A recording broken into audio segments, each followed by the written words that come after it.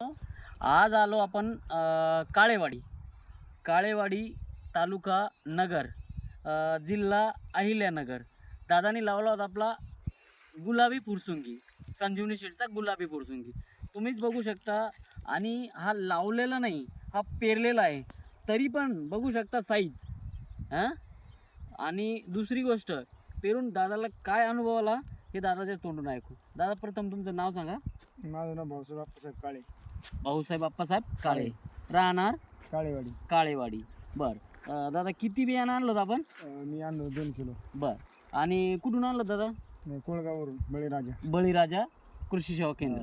बरं बरं. कसं राहिलं तुमचा अनुभव? अनुभव म्हणजे फूट कमी झाली आणि पाणी मी 6 दिले लागवड पेरण्यापासून.